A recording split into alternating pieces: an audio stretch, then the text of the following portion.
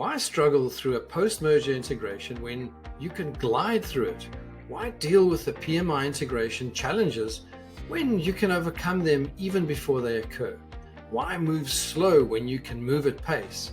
What are the world's leading PMI experts doing right now to achieve profit-accelerating integrations? This podcast will give you all the answers to these questions and many more. My name is Dudley Peacock, and welcome to the 100 Days and Beyond podcast. Good morning and welcome everyone. It's actually good afternoon and welcome everyone to our podcast, Marketing Leadership.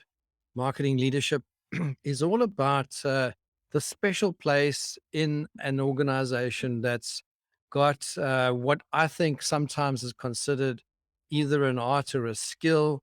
I've even heard people talk about the difference between science and marketing and art and skill, and trying to equate it to a science. And I imagine that many people consider marketing as something special, something unique. So you have to be gifted with marketing.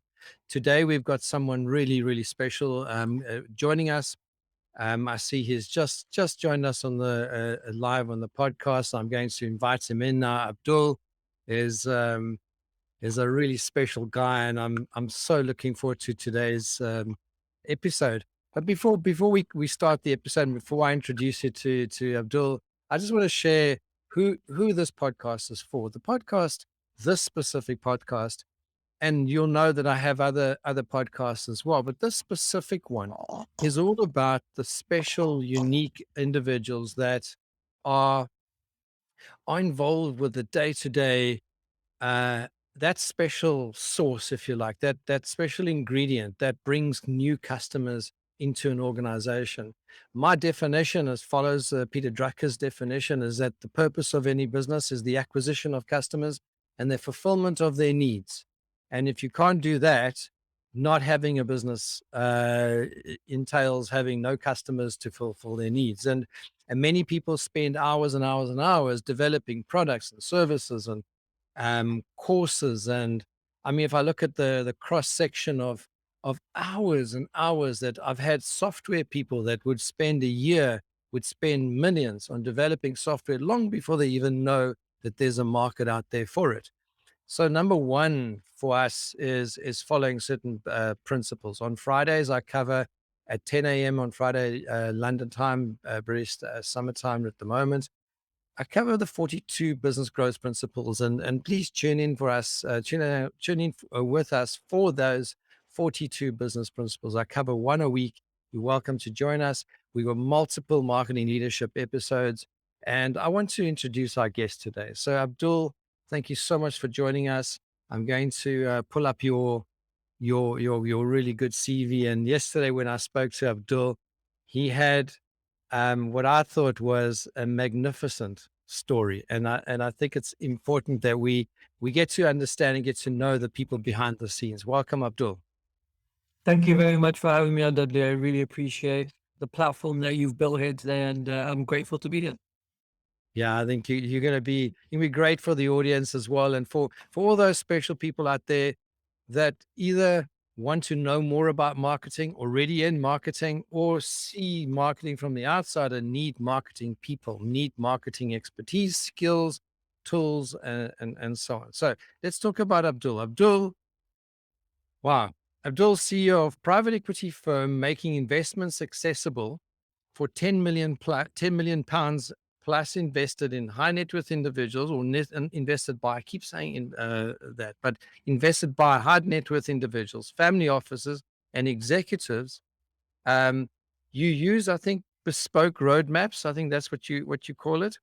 And you also talk about bespoke roadmaps for professionals to achieve financial security and retire early. You originate from Birmingham, in the Midlands in the United Kingdom. And I think you're the better guy to tell your story, and I think how you got into this and so on. But you really are from your portfolio and your profile and all that, you're a marketing expert in your space around, I would say, that special place called property. And not many people get that right. And I think your journey leading into that, I think makes it fascinating to listen to. So Abdul, tell us tell us a bit about you. Where do where do you hail from, and how did you get into this space? It's quite an interesting journey. So I grew up in a very traditional poor background. So I didn't grow up in money at all. Money wasn't accessible to any of us. But I, from a young age, had the ambition that I wanted to, one, pave the way for the next generation coming through, but also to show that anyone, from regardless of what background you're from, you can go out there and achieve success. So I set out on this journey. I was straight out of school and went straight into business. And my first business was a marketing agency. And the key specialty in what we were doing at the time was building communities and personal brands for businesses. It's a very unique twist. You've got ads, you've got everything else, you've got ClickFunnels, you've got all the new tools that we have today. But traditionally, it was just purely organic social media and offline communities. And I wanted to combine the two worlds. You go through your business mistakes, you go through the ups and downs, and I'm similar to myself. I went through the business ups and downs over the many years, and I fell into real estate because I was in Birmingham. I hit this glass ceiling of I couldn't make more money. As a young entrepreneur, I wasn't appreciated or valued. So I had to go where the money was, where the opportunities were. So I moved to London as a capital city. And that's where I made my mark. Fast forward a bit, I was consulting with property businesses as a commercial director, as a sales and marketing director. I was there to help the businesses grow. So I was working at the architects, property developers, construction companies, brokers, all of the type of businesses that you have within the property sphere. And in order to feed that business, I thought, okay, I'm looking after these clients and my responsibility is their growth. What is the best way for me to do that? So I set up London Property Community. London Property Community grew to about 10,000 plus members. And those members were everything from high net worth individuals to businesses, to brokers, to financial institutions. And we partnered with NatWest as well. So it was a great opportunity for me to add value to my audience, but also to build my brand. I fell into the idea of raising capital. And because I really started to understand that investor relations wasn't something that was taught. It wasn't something that you can just pick up. Most businesses didn't know the concept of raising capital. And I did my first deal, which was 1.2 million on a site in Essex. And the developer at the time gave me one, a massive paycheck, but also gave me equity in the deal. And I was like, okay, there's some money to be made here. There's some opportunities here. And then I started to raise more and more capital. And then a lot of people within the property space started to knock on my door. And they said, how do you do this? How are you able to raise so much capital with the little or no experience? You're not a property developer. How did you go about doing this? So I set up my own private academy where we look after now 100 plus property developers and clients that we advise on how to raise capital consistently. We raised about 10 million plus, and we're en route to becoming a fund and it's eventually a regulated firm, so we can provide investment advice on a retail basis. But at the minute, we're working with sophisticated investors so far. That's magnificent, because what strikes me as sort of, from a marketing background, that you found, a sweet spot for yourself. I think digital marketing is one of those type of industries that can be quite broad and can pull you in so many different directions, and can get pretty confusing, because I think even today, more so than in the past, because Mhm. digital marketing, 10, 20, 10, 10, 15 years ago, I mean, it just literally started. I think the back end of the 90s, when he started learning what the internet was. We didn't have Google. There were no search engines. I mean, there were directory listings, if you remember that far back. And then it went into all of a sudden you could use various search tools and you could start posting ads. I think that was in the 2000s. And then it just this rapid, um, proliferation of software and tools, and people saying, all you have to do is, and click this and do that, and you just need a funnel, and you just need a landing page, you just need a lead magnet, and all that fancy. They can pull you in many, many directions. And I think one actually has to cut your teeth sometimes in understanding the chaos before you can narrow down and say, okay, where's my sweet spot? But I think what really gets me about your story and what's is that community that you built. And it's almost like it's a paradox in a way, because digital marketing is all about the people out there on the internet. You know, those people that tend to browse. I mean, they're not really considered human, if you like, because they considered a click or a view. I mean, that's the statistic. You just look at stats like how many people landed on my site and how many people clicked here and there. But to shift then into a community based marketing, to build a network of over 10,000 individuals in a short space of time, to partner with NatWest and to put a lot of marketing strategy in place. All of a sudden, I think the shift from being the guy that does sort of the ads, I'm guessing, all the way to becoming the strategic guy.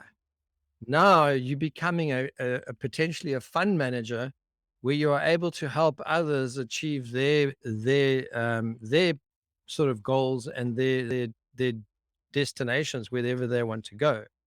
And I think that for me is the wonderful shift that you've made, and that you've used your marketing talent to enable others to get what they want, but you seem to still be in the learning curve. And I think that's what fascinates me about, especially the marketing fraternity. Everyone is always about doing better, learning more, getting the better way of doing things. I think we returning back to authenticity, to realness, to dealing with real people, and stop talking about numbers and so on. I think you one of the guys that I've met that have got that right. Am I right in my summary there, Abdul? Absolutely. Real you can't replace real relationships. And for me, it wasn't about the number of people that we had the community. It was about how strong were the relationships. When we founded this community, we started off in hotel lobbies where even the general manager of the hotel didn't know we were running. Started off in this sort of organic approach of just bringing people together, no presentations, no demos or pitches or anything like that. Just bringing people together in this format where they can just talk and you're just facilitating conversations. That's all you're doing. But if you become an influencer or you become this leader naturally because they see to you as this person who's given them this platform. But more importantly, the community isn't about me. It isn't about my clients. It wasn't about my business. The community was built for them. What did they want? What did they value the most? And what I saw was all these events that were taking place, they were all presentations and influencers, and people sat down. What truly people wanted was a connection with as many people as they possibly could from around the room. So that connection can only come if you give them the time to be able to do that. So we thought, okay, forget all that scripted stuff, forget all the presentations, forget all the formats that we might. Let's bring people together and let that organically grow. People started coming back. People started bringing friends. People started to see, people's results in terms of actual getting clients from that room. And that was amazing because here I was, someone with just a marketing background, now becoming an influencer in the real estate space very quickly without having any barriers. Like there were no barriers of age, there were no barriers of okay, how much of his net worth was, how much income did he have coming in, how successful was this person. The platform in itself, the community in itself gave me and my business and my clients the credibility in order for them to grow. And that's the important phrase in the credibility element of things. How quick can we build credibility in a market where nobody knows us? And setting up your own community rather than attending other people's communities, setting up your own community is often the best way to do that, in my opinion. Yeah, and you've done that successfully, and you keep on contributing. And it's often for me the most successful people are the ones that are more concerned about others having success than themselves. And I think that as soon as you move into that space, I think you managed to do that quite successfully. Now you're moving into that the influencer type of thing. But it's almost like influencer, but not really. You're more of a thought leader, I think, in that space. I think the influencer can be seen as I mean, there could be a fine line between an influencer, those that just they go down to the local store and they flash their latest purchase on TikTok or whatever, and now they call themselves an influencer, as opposed to someone that's truly changing lives. And I think one should have a clear definition between the two. Yes, you can have 1 million followers, but are you truly making a difference in their lives? And I think that's where you've differentiated yourself. Maybe tell us a little bit about some of those the starting. I mean, where did you come up with the idea? How did you get started? I mean, how did you say, okay, this is what I'm going to do? I'm going to start inviting people. What does that beginning look like? I mean, how did you even come up with the idea? I think building. I moved to London, and there were a lot of events, but you had two different platforms.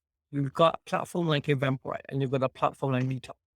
Eventbrite's a very formal structure. It's a very formal thing to be a part. It's a presentation, seminar, conference. It's a ticket sales generated sort of approach.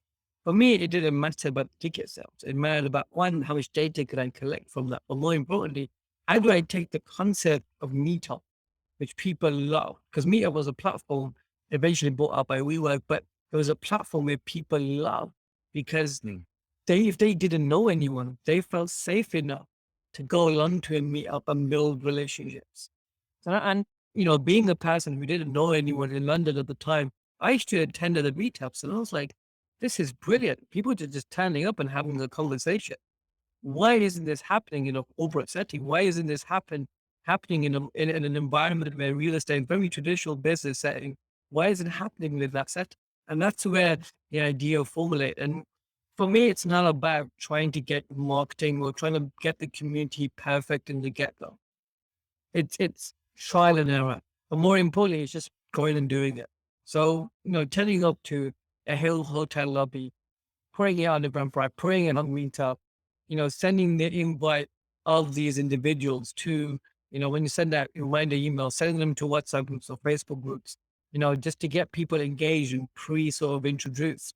You start to build a bit more momentum.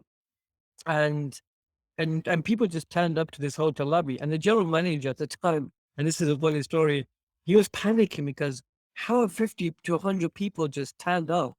You haven't told me, you haven't booked anything. You've just taken over the whole of this hotel lobby without booking anything. So I would stand by the entrance of the door of the hotel lobby and I would just say, and I would tell the receptionist, oh, if somebody comes and asks for London property community, we're just over there. So we took over this sort of section of the hotel lobby. People just walk in and people would be like, people would just join in and start conversation. And again, it wasn't about me pitching. So what I did was I just like, hi, how you doing? What brings you here? How did you find out about it?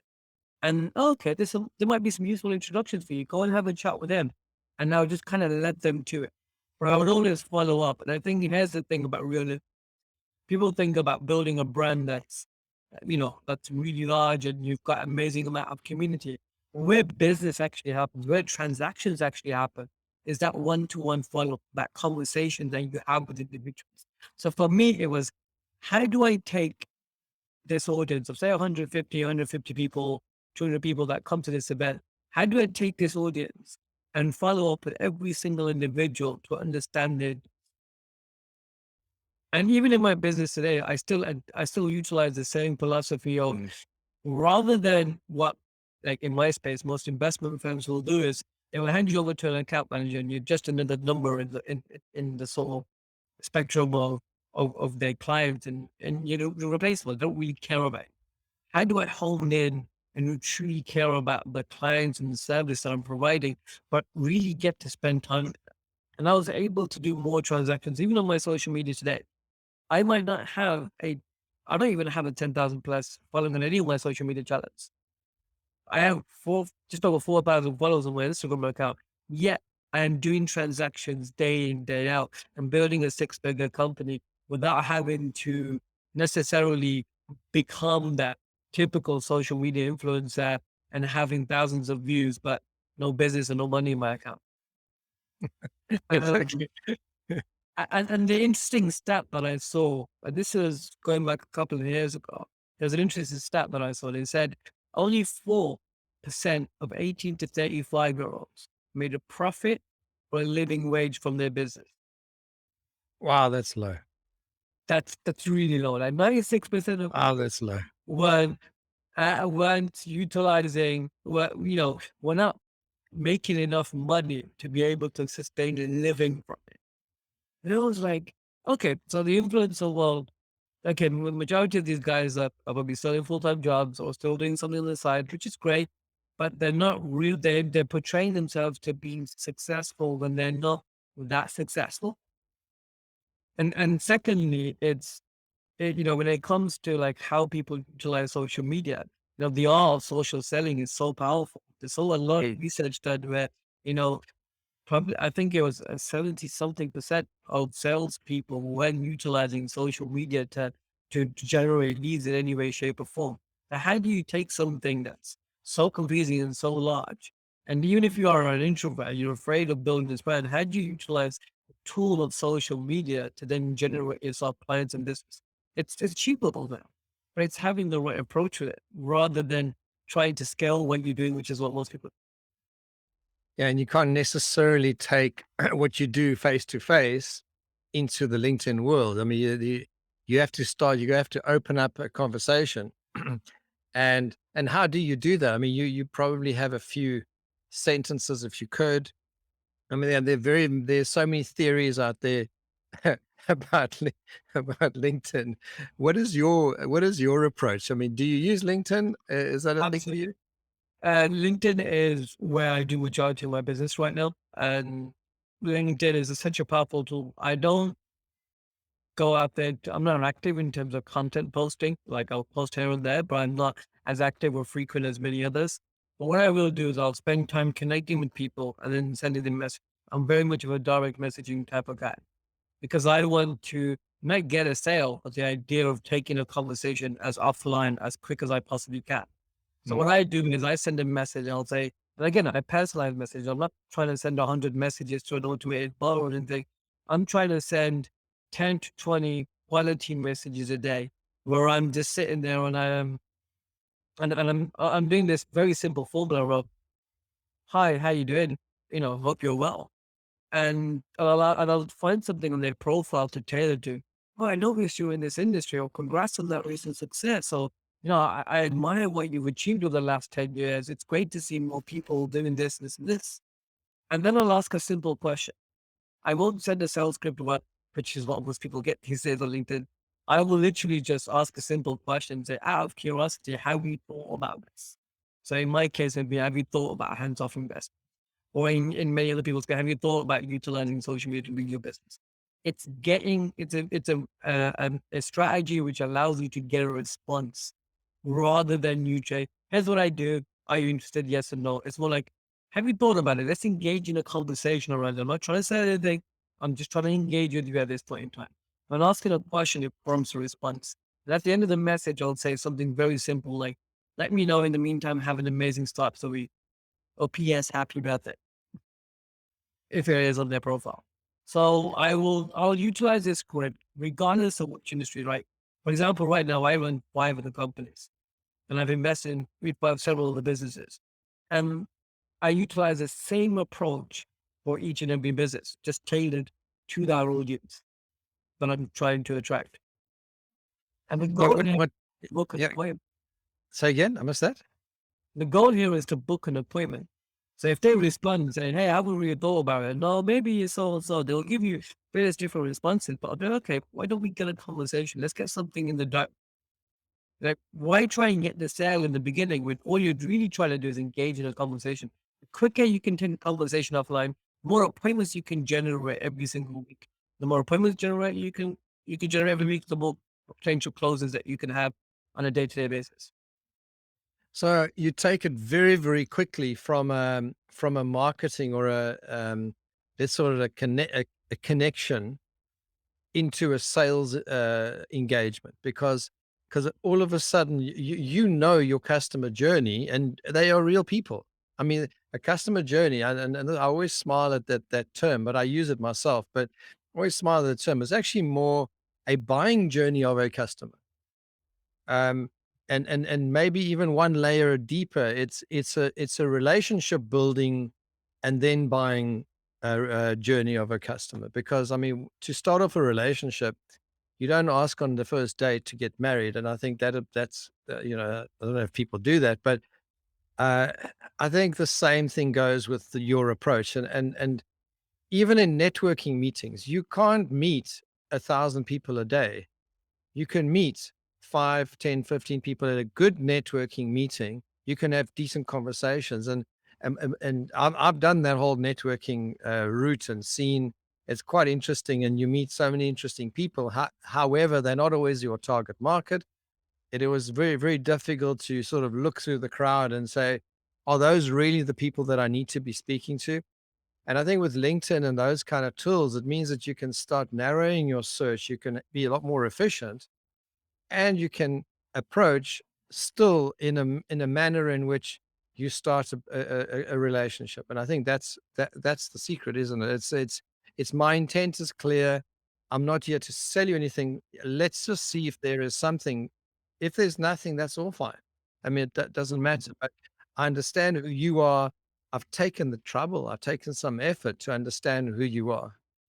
And then, I think there's a lot to be said about that whole relationship and connection thing, which I think 5, 10, 15 years ago was we were missing a lot of that. It was all about just hammering the pay per click and the click bait, I think they were started calling it, and sucking people into your sales funnels, and getting people to click through and to buy things and then to upsell and cross sell them and take them on a journey, but there's no relationship. And then you wonder why you're churning customers and people feel unconnected. I don't know what your view is on that. Um, I have currently a 90% conversion rate. And I'm seeing this day in, day out with the clients or businesses or people that I speak to. Their conversion rates when it comes to ads and it comes to big funnels are, it takes them months upon months to be able to get to that stage where they're generating business or even to build an engaged audience. Mm. For me, it's very simple. If I can get someone on the call, I can understand their needs and I can address the problem straight away. The quicker I can do that, the quicker I can generate a sale. That's why if I get someone on the call, 90% of the time I'm closing the deal because the opportunity is there. Now, I allow people to do their own research. And this is the very important thing. Social media is still a very much a powerful tool. I'm talking from a very sort of strategic approach of just messaging and turning into more of a sales approach. But let's look at our profiles, for example. I treat our profiles as a shop window. My LinkedIn profile is exactly like a shop window. If someone was to walk past a shop window, will they show interest? Will they connect? Or will they engage with you? Or will they have that thought at the back of their mind? Now, what I want to do with my shop window is to help them make a decision. If I do reach out, Mm. is this something for them? Have they thought about this? They obviously accepted my connection request because they saw my shop window. But because my shop window is optimized, it's got the right testimonials on there. It's got a written bio that explains what I do. It's got my experience and job descriptions. It's got endorsements. It's basically a newer version of a website or a landing page, but in a more social environment. And what that allows me to do is I spend probably less time creating content and posting content because the shop window does most of the work. Yeah, and I think that's a great takeaway for today's episode is, I mean, besides relationship building and opening up conversations and taking it offline as quick as possible, and even in networking events, to go as quick as possible. You meet someone, they're the right sort of fit, quickly set an appointment or do a follow-up afterwards, and do those one-to-one sessions. Really get well connected. I mean, that's really a great takeaway. And then in addition to that, I mean, this thing where it's the modern website. I mean, people spend so much time and effort and money. And I heard the other day someone spending like £120,000 on a brand new website, and they spent, I don't know, 18 months developing it, and it was supposed to be this magnificent thing, and it was a complete flop, and it like had no traffic, and it's sitting for months, and it had like brilliant speed, like upload speeds and that. And there you get people that are in competition with them that simply have well thought through profiles, well thought through approaches, and just being personable are getting all the business as opposed to people that have invested hugely in these old assets. I mean, this is my view in a major shift. I mean, I think 10 years ago, having this perfect website was probably the big thing. But I love your shop window analogy, which is get your profiles right, show the right you in front of the people. Don't be something that you're not. Put you out there, and it's like anything. It's like this is who I am. This is what I can do. This is what other people think of me. Put your social proof out there. You know, put your testimonials. Show that you can do what it is that they potentially want you to do. And when you do connect, and they do agree to that connection, I mean, a lot of the buying process and the relationship building process has been taken care of. Hence your high conversion rate.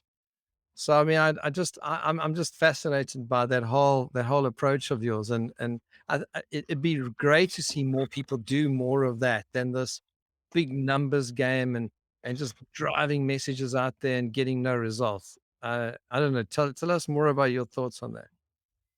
Absolutely. I think, even, let's take the content marketing approach, for example. Let's hold that for a minute. Like, yes, we need to become more personalized. In a world where there's so much noise, personalized approaches are becoming even more effective. Let's take a look at our content, for example. A lot of people are afraid or they put too much time and thought process into creating content because they feel like content is so important because it's become a chore. It's become this thing that people like feel like they have to do in order to stay relevant. They have to do in order for them to be successful. The reality is your content needs to be seen as, I call it a public journal. And this is what I used to tell my clients. Treat your online or social media content as a public journal. All people want to do is follow your journey from start to finish. And along that way, that covers social proof, that covers learning lesson, that covers tips and advice. But it's essentially showing people in real life scenarios, this is what you're doing. Whether it's, you know, for example, um, I recently started a fitness transformation. Man, if I'm in dairy fire, but every day I'll post up a post on social media about that fitness transformation, just me checking into the gym. Now, what that does is every time I go out there, it's a conversational spot. I have people stopping me in the street. I have people reaching out. Anytime I go to networking them and they say, hey, yeah, I noticed your fitness transformation. How's it going? Oh, it's incredible what you've done. And all I've done is I haven't purposely gone and done this because, oh, it's content and I have to do it. I'm just documenting my journey, whether it's business life or whether it's anything else that I've looked in terms of hobby or interest. And what that allows people to do is to get to know you as an individual, get to trust and believe in what your business. When I'm posting, I'm on this side, I'm at this networking event, I'm sponsoring this event. Our day to day lives are so interesting to our clients and our audience because they want to see one, how you conduct yourself, but two, do you share the same values as that individual? And, content is all about showing your authentic self and showing you true values. Even on your website or even on any landing page that you ever create, your values should be at the top of everything. And those values are not okay, we are honest, we're integral, we are. No, let's Yeah, dive copy in. paste from everywhere where else. Yeah, right. Let's dive in a little deeper into these values. Where do these values originate? What do these values mean to the client? Yeah, and it's that whole resonate principle. It's that attraction. You know, if people tend to like people that they resonate with, they tend to do business with people they resonate with. And in order to resonate, you can't resonate with a wall. I don't know, with a box. I mean, you can't do that. You got to resonate with somebody that's human. And if you the more human and balanced you are, and that resonates with your audience, I mean, that's absolutely brilliant. For me, sometimes I see some of these. I mean, public relations uh, as a discipline, I think has taken a lot of strain over the years. In fact, I mean, some of them it can even move into spin doctoring. I think they even called it at some stage. But you have these public relations people that will spin out articles that make something look nice and dashy and flashy, and maybe have a, let's say there's a charity event, and then they show photographs of all these happy people painting fences, and I mean, or whatever it is that they're doing, and picking up rubbish, and I don't know, feeding I don't know, people, I don't know, whatever. And then the public relations people would do something like that. I mean, I can't resonate with it. I mean, that's me. I mean, maybe I'm offending people right now, but if the people show, like, this is how we operate. There's a customer walking in. This customer is upset. How do we deal with it? I mean, what is the real life? I mean, this person has potentially lost a partner. I mean, their life partners potentially passed on. They need to invest their money. What do? They're looking to get out of their current property because their children have left home and now they need to downsize. I mean, that's on the residential side. On the commercial side, there are CEOs and executives that are also going through ups and downs of business. They're stressed about this or that. They just want someone to resonate with and to connect with. And I mean, reading sometimes these messages, almost like these messages are shouting at you. It's like, "Hey, look at me! Hey, look at me! I'm so good." And you've got to be so careful with that balance between, "Hey, I'm a real person," as opposed to polishing it up to a point where it's like, "Hey, I'm perfect. I'm brilliant," or whatever. I mean, I don't know. I'm just throwing stuff out there. I want to get your response on that. Firstly, I've always been a big believer of there's power in vulnerability. Most people see this as a weakness, but if you're authentic to who you are, and people will support you because your values are there and you're honest about where you are. Most of the time, people can see straight through, my language, but your bullshit. People can see straight through it because they know that you're not being your authentic self. They can feel that energy is very powerful, intuition is very powerful. And we underestimate that in the world of marketing because people need to feel like they connected to something a bit more.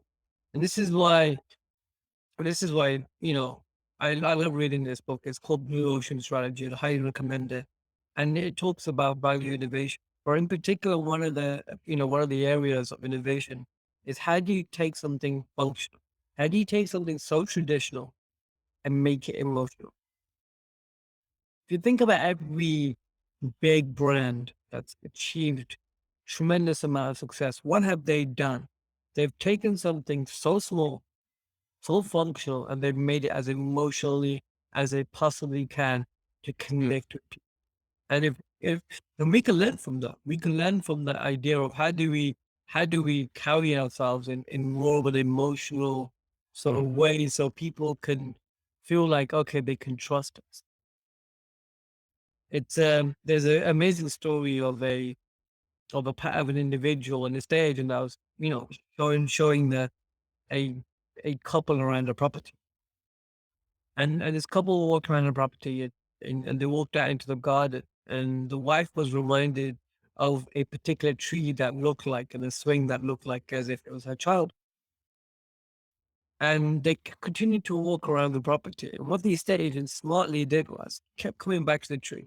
Every window he walked to, it's like, oh, there's that tree. He got an amazing view of it too. While the husband was completely saying no to all of this, he didn't really like it.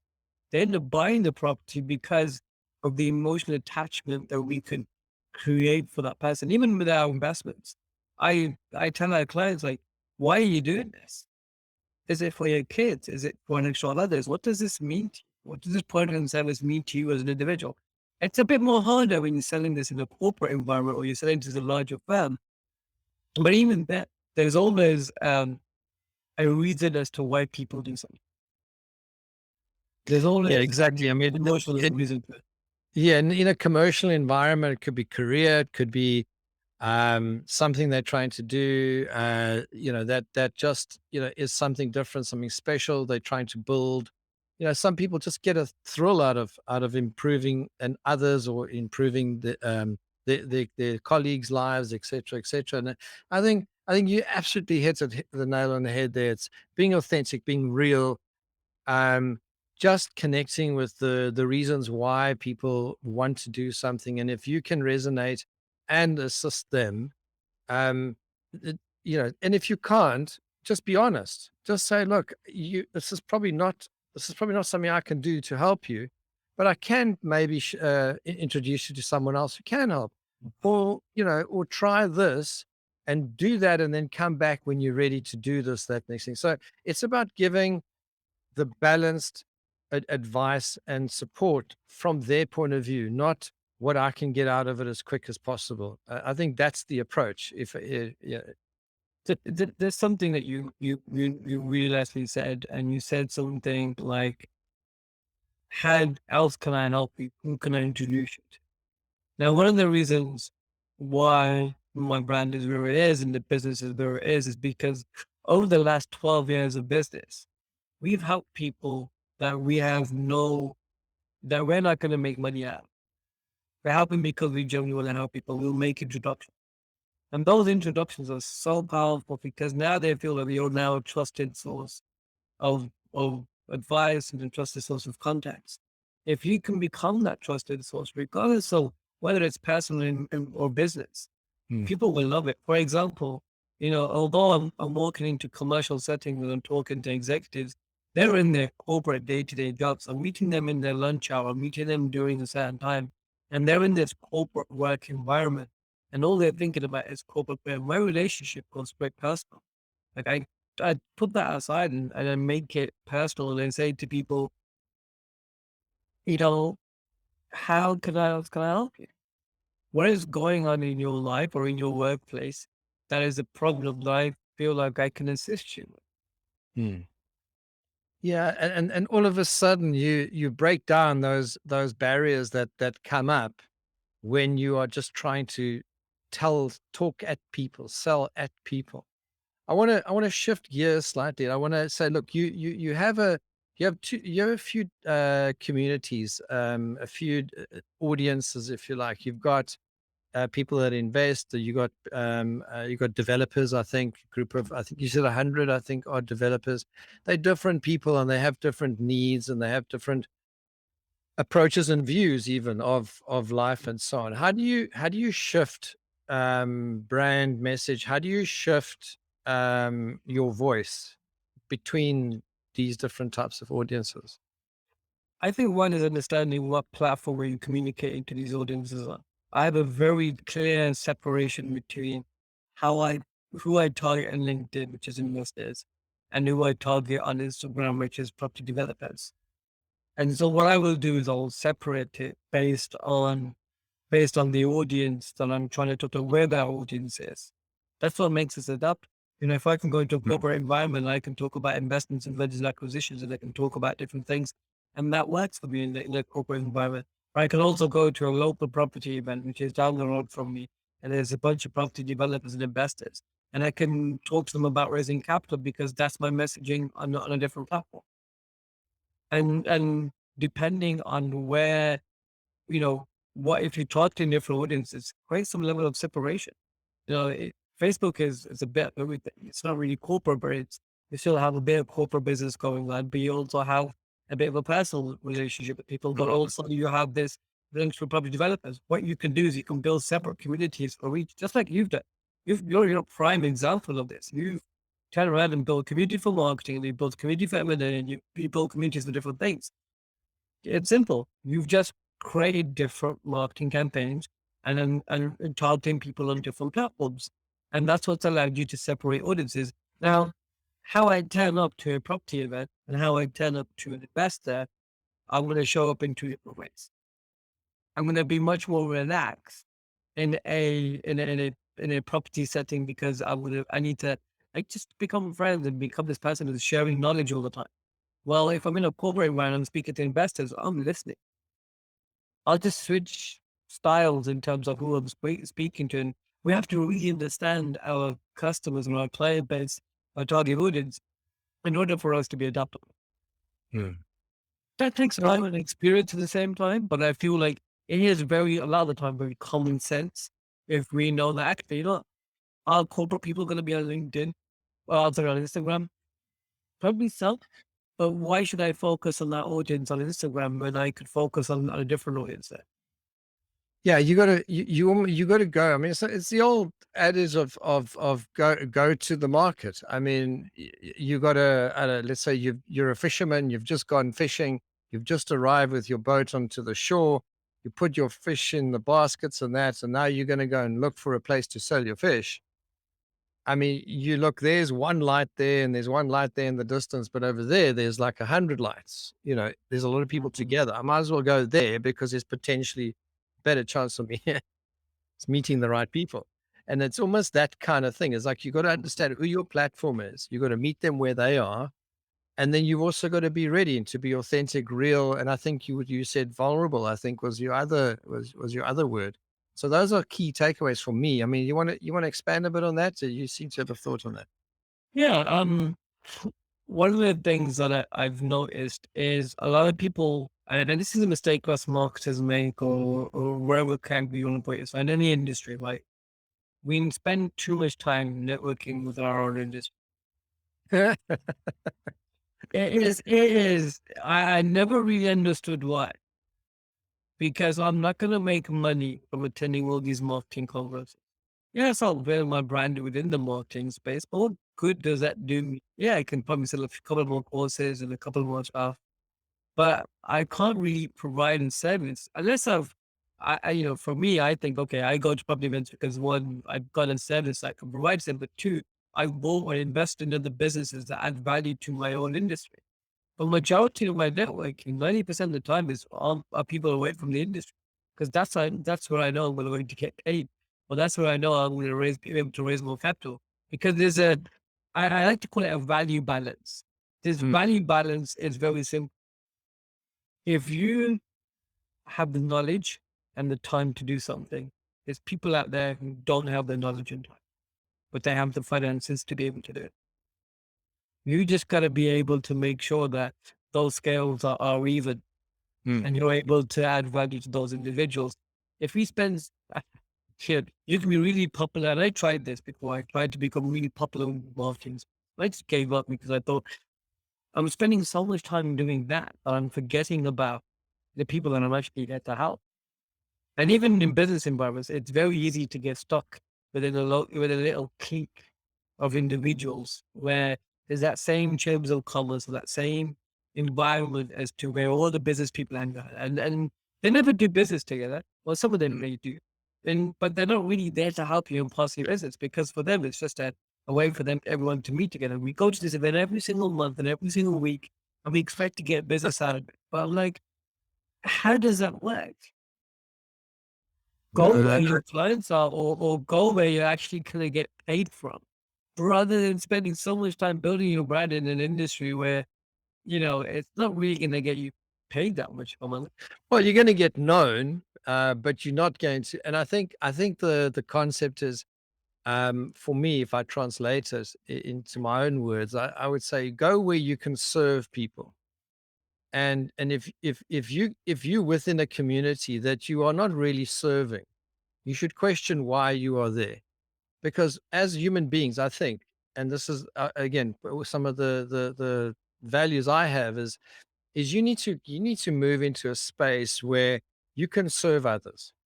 If you become dead weight, maybe that's not the right word, but you become this extra body that's just filling space, not adding value, not serving others, not helping others achieve their goal. I mean, you're not fulfilling your purpose on earth, I think. I think there's more to it than just selling stuff. I think if you need to be in a space where you can serve. And what can you serve? Your talents, your skills, your knowledge, your abilities, maybe tools, maybe things that you've developed over time. But you got to go where you can serve. And I think that's part of how what the takeaway I get from that. Would that be fair? A fair assessment? Absolutely, I couldn't agree more. But let's focus on people. Like, we've talked a lot about the analytic approach and some of the key things that you can call them the foundations of marketing. But let's really talk about some of those audiences or some of the audience that might be in a corporate setting, that might be a marketing person within that department. How do they quantify this into results? How do they make this a profitable thing, what we're talking about?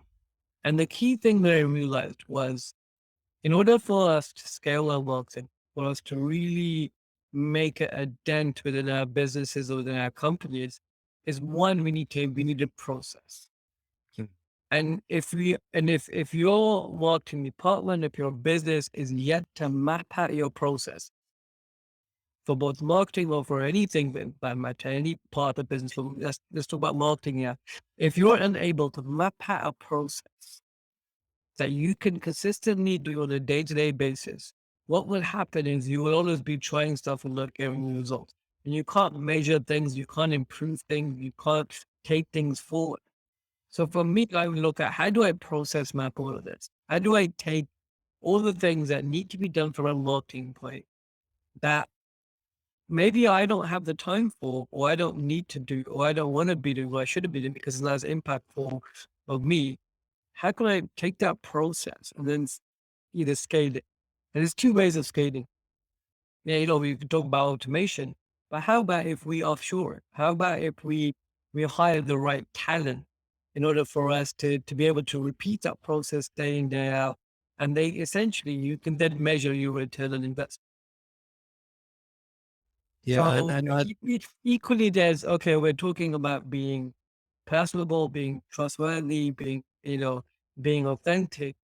But at the same time, you still need a process to think. You still need a structure or a system that allows you to do it. And you can still scale this one-to-one approach. We're not saying you can't. If someone was to do a lot of the work for you and allow you to generate those appointments, you can then just jump on the appointment, still be your authentic self, and still close that deal in an authentic way. There's got to be touch points where you still got to keep personalization of that authenticity, but there's got to be a process in order for you to follow before you even think about, okay, how do I take this, take everything that I've learned. How do I apply it to what I'm doing? What processes have we mentioned? What systems have we mentioned today that can be put into a bit of a map or a manual, if you want to call it, just like a manual for a car, or if you're building Mhm. something? What is that manual?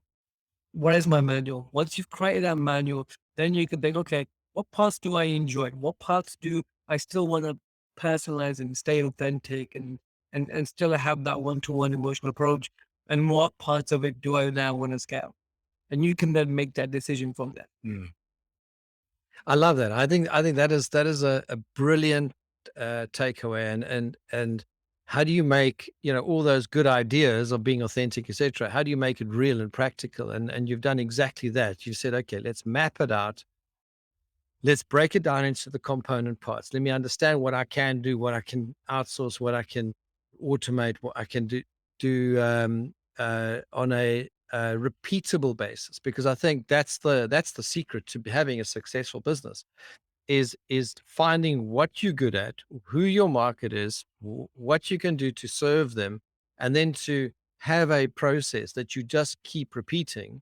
Because if you have to custom every single engagement with a custom make an engagement with every single customer, it becomes incredibly difficult to deliver some kind of consistency or build a reputation or build testimonials and so on. So, I mean, you've hit the nail on the head. I think people don't think of marketing as a system or a process, and people don't think of it as a step-by-step repeatable process. But I think you've just said it, and it's working well for you.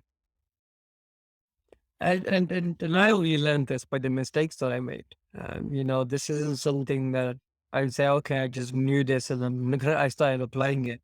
I made my mistakes all in building a business, then having to leave that business or shut down that business because of going into operation and I didn't replace myself. Or for me to get to the stage where I'm burning out from having to do all of this work, when in reality I should be focusing on the actual service that I'm providing, the service that I'm doing for others. So this comes from burnout, this comes from heartache, this comes from, losing income and losing profit. So whilst we're saying stay, do the utilize some of the things that we're saying today, we also need to ensure that we're still producing some level of ROI. Love it. I love it. I'm just mindful we got a few minutes left, and I want maybe if you just tell us a little bit, first want to hear if there's one or two more quick takeaways or golden nuggets you want to share. And then I want to go into sort of work-life balance. I mean, you're a busy guy, you got 5 businesses, you got lots going on, you're an entrepreneurial guy, you're obviously passionate about what you do. There are a lot of other things external that you also do. I mean, just tell us a bit about that, but just one or two last takeaways if you want to share, and then go straight into sort of how do you is there such a thing as work-life balance? And what do you do in terms of keeping yourself sane? I mean, you talk about burnout, et cetera, et cetera. Yes, you can just get better at business, but surely there's a little more. Yeah, I think my last takeaway for those that when it comes from a marketing approach is I like to call it a blindfold technique. What I mean by this is a lot of the time we are so focused on a destination, on a trying to achieve something or a result.